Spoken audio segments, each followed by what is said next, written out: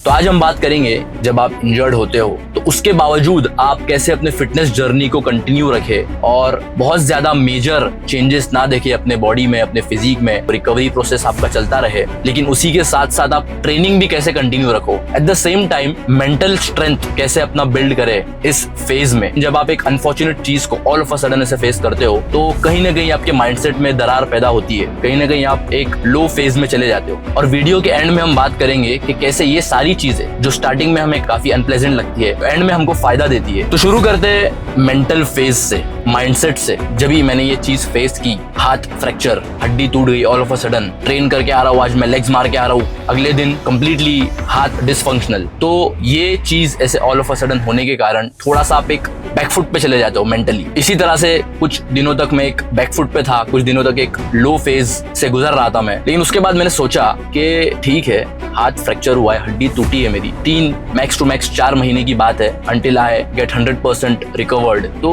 इन 3-4 महीने में अगर मैं सिर्फ इस चीज के बारे में सोचते बैठूं कि अरे यार काश मैं ये नहीं करता, काश मैं उस दिन वहां नहीं जाता, इट वोंट चेंज एनीथिंग। जो हो गया है वो हो गया है। अफसोस एक्चुअली इस बात का ज्यादा होता है कि अगर आप एक पर्टिकुलर फिजिक आपने बिल्ड की है ओवर द इयर्स और आप एक ऐसी अनफॉर्चुनेट चीज को फेस कर रहे हो, इंजरी, जिसकी वजह से आपको पता है कि आपका 3-4 महीना एटलीस्ट वर्कआउट काफी ज्यादा अफेक्ट होने वाला है, तो आपको ये चीज बहुत ज्यादा सताती है कि मेरी फिजिक अभी मैं खो दूंगा, मेरी फिजिक जो मैंने बिल्ड की है उसको मैं फिर से मुझे बिल्ड करना पड़ेगा, फिर से इतनी मेहनत, ये वो। एक कॉन्सेप्ट है जिसे कहते हैं मसल मेमोरी। आप एक फिजिक अच्छी बिल्ड करने के बाद अनफॉर्चुनेट चीज, इंजरी या किसी कारणवश आप वर्कआउट नहीं कर पा रहे हो कुछ हफ्तों के लिए, कुछ महीनों के लिए, तो जब आप फिर से वर्कआउट करना शुरू करते हो तब आपको फिर से 2 साल, 2.5 साल, 3 साल नहीं लगाने पड़ते। आपका मसल टिश्यू एक बिल्ड हो चुका है ओवर द इयर्स। आपके मसल को याद है कि वो किस शेप में थे, किस साइज में थे। फर्ज करिए कि आप अगर 2, 2.5, 3 साल में अगर आपने एक पर्टिकुलर फिजिक बिल्ड की है और आप 2-3 महीने का गैप ले लेते हो, आपका सब कुछ मेस्ड अप हो गया, आउट ऑफ ट्रैक चले जा चुके हो। जब आप फिर से वर्कआउट करने आते हो तो आप वही एग्जैक्ट फिजिक 6 से 8 हफ्तों में बिल्ड कर सकते हो। This is the power of muscle memory. इन 3 से 4 महीनों में पर्सनली मैंने इस चीज को एक्सपीरियंस किया है। मैं ये फिटनेस की बात कर रहा हूँ, मैं अपने ट्रेनिंग जर्नी की बात कर रहा हूँ, लेकिन आप किसी भी फील्ड में हो, आप एक अनफॉर्चुनेट चीज फेस करते हो, आप एक बैकफुट पे आते हो, तो ये एक साइन है क्या आप आगे के लेवल में ग्रेजुएट होने के काबिल हो। ये कैसे पता चलेगा? जब आप उस अनफॉर्चुनेट चीज, अनप्लेजेंट चीज के होने के बावजूद फाइट करते रहते हो, कॉन्स्टेंटली आप कमबैक का सोचते हो, और ना कि वो अनफॉर्चुनेट चीज होने के बाद एकदम दब जाते हो और अरे यार अब तो सब खत्म हो गया यार, अब क्या करूं मैं, ये वो। या क्या आपका ये माइंडसेट है नहीं 3-4 महीने की बात है, कोई बात नहीं, मैं जो भी हो सकता है मुझसे मैं करता रहूंगा, डाइट को लेकर, ट्रेनिंग को लेकर थोड़ा बहुत, ठीक है हाथ फ्रैक्चर हुआ है, कार्डियो करूंगा, लाइट ट्रेनिंग करूंगा और मेंटेन रखने की कोशिश करूंगा अपने फिजिक को, और जैसे ही मैं रिकवर होता हूं मैं तगड़ा कमबैक करूंगा। ये 2 माइंडसेट्स तय करते हैं कि आप आगे के लेवल में अपग्रेड होने के लिए काबिल हो या नहीं। तो शुरू के 3-4-5 दिन कंटिन्यूअस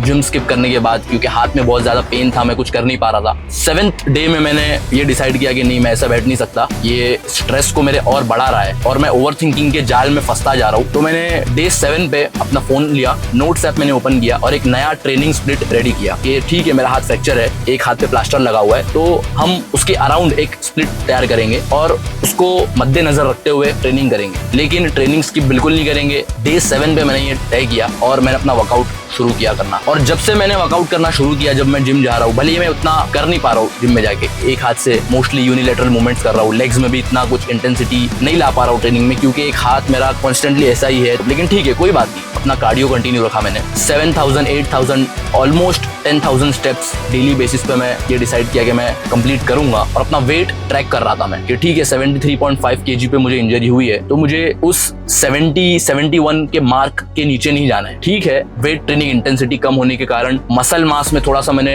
डिफरेंस नोटिस किया, थोड़ा सा डिक्रीज हुआ मसल मास, लेकिन कोई बात नहीं, जैसे ही मैं 100% रिकवर हो जाऊंगा, मुझे खुद पे बिल्कुल भरोसा था कि फिर से दोबारा मैं उसको बिल्ड कर लूंगा। और ये खुद से मैं बातें कर रहा था इंजरी के दौरान और खुद को ये दिलासा दे रहा था, कह रहा था कि ठीक है कोई बात नहीं, कोई बात नहीं, कमबैक करेंगे, हम तगड़ा कमबैक करेंगे। लेकिन अभी this is the testing phase. ये फेज में अगर तू दब के रह गया और इस 3-4 महीने के दौरान अगर बोला नहीं यार मैं जिम नहीं जाऊंगा, I don't like people seeing me like this, 10 सवाल रोजाना लोगों को बोलो अरे क्या हो गया ये वो, तो ये सोच में मुझे नहीं पड़ना है। जो भी मुझसे बन पड़ रहा है in terms of my training, in terms of my diet, जो भी मैं फिजिकली कर सकता हूँ वो मैं करूंगा। काम और दूसरी चीजें थोड़ा बहुत अफेक्ट हो रही है हाथ फ्रैक्चर होने के कारण, कोई बात नहीं, मेरे कंट्रोल में जो चीजें हैं वो मैं करूंगा और उसको जितना हो सके उतना 100% मेरा देने की कोशिश करूंगा उस चीज में। तो ये माइंडसेट मैंने बिल्ड किया। ठीक है अप्स एंड डाउन्स थे उस 3-4 महीनों में मैं वीडियोस नहीं बना पा रहा था। एक ख्याल आया था मुझे बीच में वीडियोस क्रिएट करूं, मैं इस जर्नी को डॉक्यूमेंट करूं, लेकिन ट्रेनिंग और डाइट और मेरा काम और दूसरी सारी चीजें एक हाथ से कर रहा था मैं उस टाइम पे। तो इसमें और अभी वीडियो को भी ऐड करना और फिर वीडियो बनाना, एडिट करना, तो बहुत ज्यादा चीजें इकट्ठा करके ओवरवेल्म नहीं करना था मुझे खुद पे। मेन फोकस था मेरा ट्रेनिंग और खुद की फिजिक को बहुत ज्यादा नीचे नहीं जाने देना, इतना मेंटेन रखना है कि जब मैं दोबारा रिकवर हो जाऊं तो कमबैक करने में मुझे बहुत ज्यादा दिक्कत ना हो। ये एक मेरा माइंडसेट था। तो उसी वजह से मैं थोड़ा सा मुझे अफसोस हुआ कि मैं 3-4 महीना वीडियो नहीं बना पाया, ना मेरा गैप हो गया। तो 4 हफ्ते पहले मेरा प्लास्टर निकला और तब से मैं कोशिश कर रहा हूँ कि अपने ओरिजिनल शेप में जैसे पहले था जितना हो सके उतना दोबारा आ सकूं और फिर से वीडियोस बनाऊं, फिर से आप लोगों के साथ ये एक्सपीरियंस, ये जर्नी, ये पिछले 3-4 महीने क्या हुआ मेरे साथ वो शेयर करूं। और शेयर करने का मकसद सिर्फ ये रहेगा कि आप लोगों को बताऊं कि जब आप इंजर्ड होते हो तो जरूरी नहीं है कि आप मेंटली बहुत ज्यादा डाउनफॉल में चले जाओ, फिजिकली बहुत ज्यादा नीचे चले जाओ। आप अपने इंजरी के अराउंड ट्रेन कर सकते हो। तो अभी जिम में चलते हैं, वर्कआउट करते हैं। आज चेस्ट ट्रेन करने वाला हूं मैं। ये मेरा पहला स्लाइटली इंटेंस सेशन होगा कह सकते हैं जब से मेरा प्लास्टर निकला है। अभी भी मुझे अगर मैं कुछ टाइट ग्रिप कर रहा हूँ तो थोड़ा सा मुझे प्रॉब्लम, डिस्कम्फर्ट फील हो रहा है हाथ में। तो आज कोशिश करूंगा मैं, क्योंकि 4 हफ्ते हो चुके हैं जब से मेरा प्लास्टर निकला है, तो आज कोशिश करूंगा मैं कि स्लाइटली हैवी कोशिश करूं, देखूं कितना डिस्कम्फर्ट फील हो रहा है, क्या मैं कर पा रहा हूँ, नहीं कर पा रहा हूँ। उसी के साथ साथ कुछ चीजें आपके साथ शेयर करूंगा मैं जो मैंने अपने इंजरी के दौरान की, कैसे मैं इंजरी के दौरान ट्रेन कर रहा था, क्या मेरा ट्रेनिंग पैटर्न था। और ट्रेनिंग के बाद हम बात करेंगे कि इन 3-4 महीनों में क्या सीखने को मिला मुझे, क्यों ये 3-4 महीने, ये इंजरी, ये सारे अनफॉर्चुनेट चीजें जो हुई मेरे साथ, उसके वजह से क्या फायदा हुआ मुझे, क्या प्लेजेंट चीजें हुई मेरे साथ। इन चीजों के बारे में हम बात करेंगे ट्रेनिंग के बाद। See you in the gym.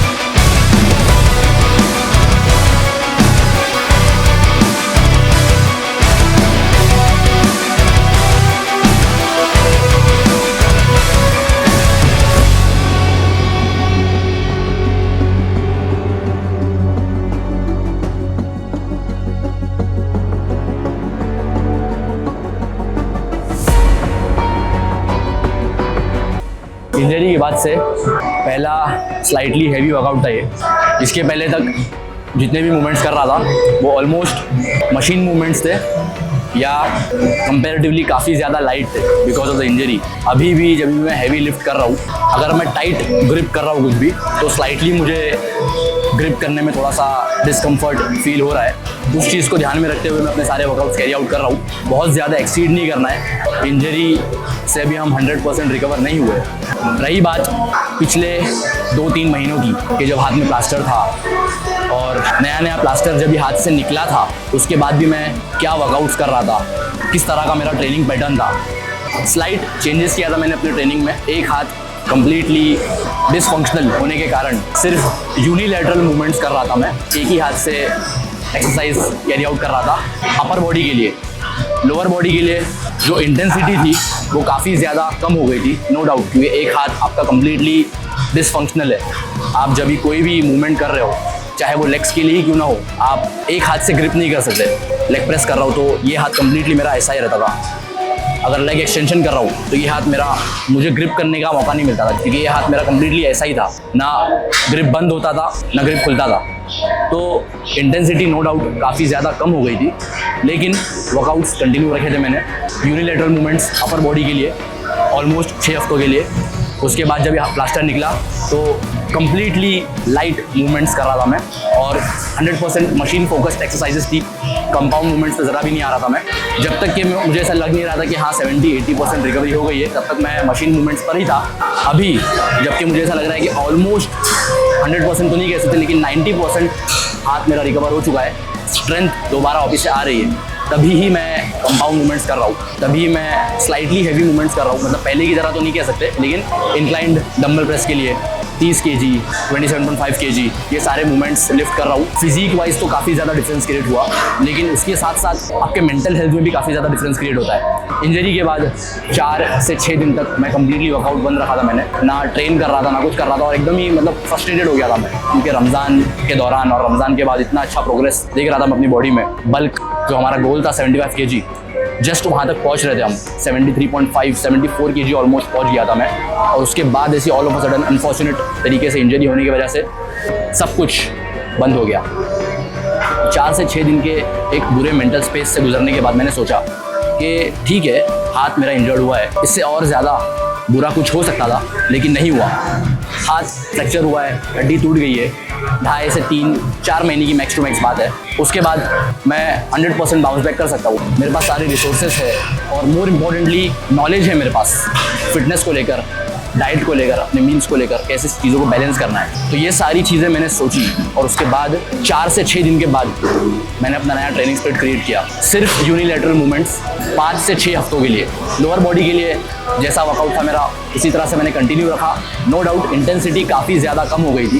Cardio कुछ डिफरेंस नहीं क्रिएट हुआ। कार्डियो में मैं डेली 8 to 10,000 स्टेप्स कंप्लीट कर रहा था। अपना जो साइकिलिंग है वो कर रहा था। डाइट की जब बात आए तो क्योंकि मैं अपने मील्स खुद से प्रिपेयर नहीं कर पा रहा था, और प्रिपेयर करने की दूर की बात है, मैं खुद से कुछ खा भी नहीं पा रहा था, तो डाइट में स्पेशली मैं कहूँगा कि थोड़ा ज़्यादा डिफरेंस क्रिएट हुआ कंपेयर टू माई ट्रेनिंग। अभी जब बात करते हैं हम हमारे ट्रेनिंग की, यूनिलैटरल मूवमेंट्स सिर्फ मैं कर रहा था, उसकी वजह से क्या मेरे बॉडी में कुछ चेंजेस आए? सिर्फ मैं एक हाथ से मूवमेंट कर रहा था, तो उसकी वजह से ऐसा तो नहीं कि एक बॉडी पार्ट बड़ा हो गया, एक बॉडी पार्ट थोड़ा छोटा हो गया, ऐसा बिल्कुल भी नहीं होता है। मुझे भी ऐसा लगता था, लेकिन there is this concept called cross education. ये कॉन्सेप्ट बहुत ही ब्यूटीफुल कॉन्सेप्ट है। सिंपल भाषा में अगर मैं आपको समझाऊँ, अगर आपका एक हाथ इंजर्ड है और आप सिर्फ यूनिलैटरल मूवमेंट्स करते हो, तो आप एक हाथ से मूवमेंट करने के बावजूद भी आप अपने दूसरे साइड में डिफरेंस नोटिस करते हो, क्योंकि हमारा माइंड हमारे बॉडी को ये सिग्नल पहुंचाता है कि एक हमारे साइड में, चाहे वो लेग्स की बात हो या चाहे हमारे अपर बॉडी की बात हो, एक साइड में चेंजेस आ रहे हैं, एक साइड में हम मूवमेंट्स कर रहे हैं, तो उसकी वजह से नॉन फंक्शनल जो हमारा साइड है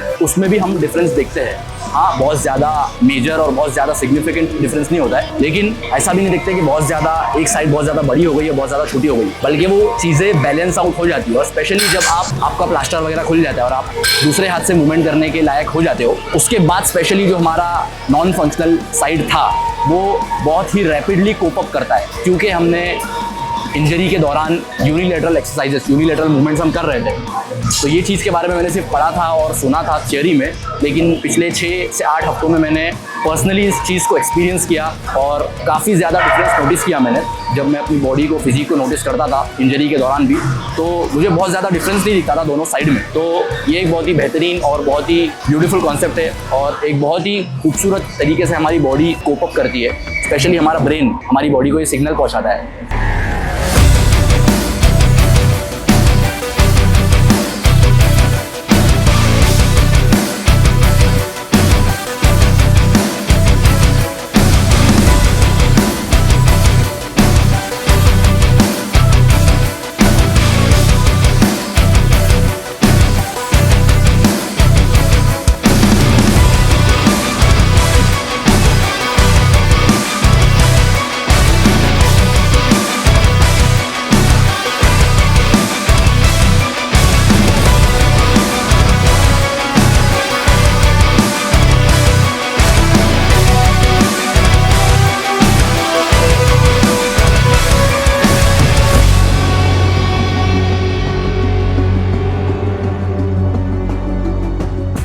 जो भी होता है अच्छे के लिए होता है। Looking at it from a broader perspective, मैं यही कहूँगा कि इस इंजरी के वजह से काफ़ी अच्छी चीज़ें हुई मेरे साथ पिछले 3-4 महीनों में। फर्स्ट एंड फॉरमोस्ट, इस इंजरी की वजह से मुझे एक बैकफुट पे जाने का मौका मिला, अपनी बॉडी को समझने का मौका मिला। जिस चीज़ की मुझे इंजरी हुई थी उसके बारे में जानने का मौका मिला कि बॉडी अब इसके बाद कैसे रिएक्ट कर रही है, क्या करना चाहिए, क्या प्रिकॉशंस लेना चाहिए। अलग अलग कॉन्सेप्ट्स के बारे में ना कि सिर्फ जानने का बल्कि पर्सनली एक्सपीरियंस करने का मौका मिला, जो कि अगर शायद मैं इंजर्ड ना होता तो ये नॉलेज में मेरे इजाफा नहीं होता। दूसरी और सबसे इंपॉर्टेंट चीज़ मैं कहूँगा, इस इंजरी के दौरान 1 हफ्ते का ब्रेक लेकर मुझे अपने गाँव रत्नागिरी जाने का मौका मिला, जो कि शायद मैं नहीं जाता अगर मैं इंजर्ड नहीं होता, क्योंकि वर्कआउट मिस होगा, डाइट आगे पीछे होगी, so on and so fourth, सारे ख्यालों की वजह से मैं शायद नहीं जाता। और ये एक हफ्ता जो मैं रत्नागिरी गया, अपने फैमिली के साथ, अपने कजिन्स के साथ, भाइयों के साथ वक्त बिताने का मौका मिला। It was one of the most beautiful experiences of 2025। ये मैं हैंड्स डाउन बिना कोई सेकंड थॉट के कह सकता हूँ। जिस मेंटल स्पेस में मैं था, उस मेंटल स्पेस से बाहर निकलने में वो एक हफ्ता बहुत ज्यादा हेल्प किया है। उस इंजरी की वजह से मुझे वो एक्सपीरियंस करने का मौका मिला। मोर इम्पोर्टेंटली फैमिली के साथ वक्त गुजारने का। काफी लोग जो है अपने अपने काम में बिजी है, कोई यहाँ है, कोई जॉब में है, कोई आउट ऑफ इंडिया है। वो सारे लोग इकट्ठा हुए एक जगह पे हमारे घर में, और सबके साथ क्या चल रहा है क्या नहीं, वो एक अलग ही एक फील है वो, जो कि शायद मैं इस वक्त शब्दों में बयान नहीं कर सकता, लेकिन वो आपको एक मेंटल क्लैरिटी देता है, जो कि आपके दूसरे कामों में, प्रोफेशनल या पर्सनल कामों में बहुत ज्यादा हेल्प करती है वो चीजें। और तीसरी चीज ये है कि इस इंजरी के दौरान जब मैं रत्नागिरी से मुंबई लौटा, इंजरी की वजह से ट्रेनिंग हफ्ते में 2 से 3 दिन कर रहा था और मील्स वगैरह ऑफ कोर्स प्रिपेयर नहीं कर पा रहा था, तो अच्छा खासा टाइम मेरे पास था। तो वो टाइम मैंने लगाया अपने बिजनेस पे फोकस करने में, जो कि मैंने 2024 में स्टार्ट किया था। उस बिजनेस के बारे में मैं एक डिटेल में जल्द ही वीडियो बनाऊंगा, उसको एक्सप्लेन करते हुए किस तरह का बिजनेस है क्या नहीं है। लेकिन ये एक बहुत ही पॉजिटिव चीज हुई है इस इंजरी की वजह से। Looking at the brighter side, मैं यही कहूँगा कि इस इंजरी ने अगर मुझे कुछ तकलीफें, थोड़ा सा बैकफुट पे पहुंचाया है, तो उसी के साथ साथ काफ़ी ज़्यादा पॉजिटिव और अच्छी चीज़ें भी हुई है। फ़र्क सिर्फ इतना है कि अक्सर हम उस पॉजिटिव चीज़ों को आइडेंटिफाई नहीं कर पाते, क्योंकि उस अनप्लेजेंट मौक़ों में हमारा फोकस इतना ज़्यादा होता है नेगेटिव चीज़ों पे कि हम कंप्लीटली कंज्यूम हो जाते हैं। इस इंजरी के दौरान क्योंकि मेरे पास अच्छा खासा वक्त था, मुझे काफ़ी चीज़ों के बारे में सोचने का मौका मिला। And one of the most important things that I gave long thought about is how much I love training. मुझे कितना प्यार है इस चीज से, ट्रेनिंग, प्रॉपर डाइट, एक्सरसाइज, उसके साथ साथ ये सारी चीजें डॉक्यूमेंट करना। और क्योंकि ये सारी चीजें मिसिंग थी, इतना ज्यादा I was craving to bounce back, और उस चीज की जद्दोजहद में पिछले 2-3 महीनों से लगा हुआ था मैं,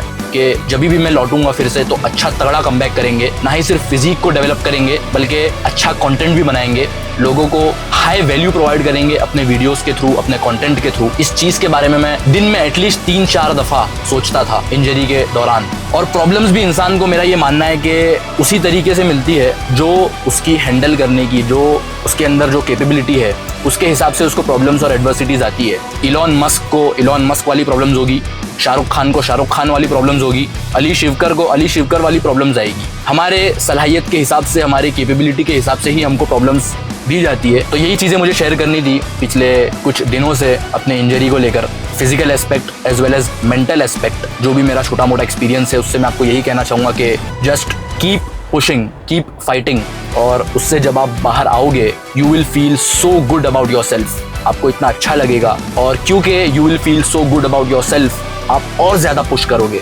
आप और बेहतर बनोगे, और इन सारी चीज़ों की वजह से आप और लेवल अप होंगे। ये मैं 100% गारंटी के साथ कह सकता हूँ। तो इसी के साथ आज का वीडियो एंड करता हूँ मैं। अगर आप इस चैनल पर नए हो और पहली बार मेरा वीडियो देख रहे हो तो इस कम्युनिटी को ज़रूर ज्वाइन कीजिए। A community of strong minded individuals, जहाँ हम एक दूसरे को पुश करते हैं और साथ में ग्रो करते हैं। और ऐसे ही fitness related, mindset related videos में शेयर करता रहता हूँ। अपने एक्सपीरियंसेस एज वेल एज जो भी थोड़ा बहुत नॉलेज है मेरे पास, वो मैं शेयर करने की और वैल्यू प्रोवाइड करने की कोशिश करता रहता हूँ अपने वीडियोस के थ्रू, अपने कंटेंट के थ्रू। तो इस कम्युनिटी को ज़रूर ज्वाइन कीजिए, और मिलता हूँ आपसे मैं बहुत जल्द नेक्स्ट वीडियो में।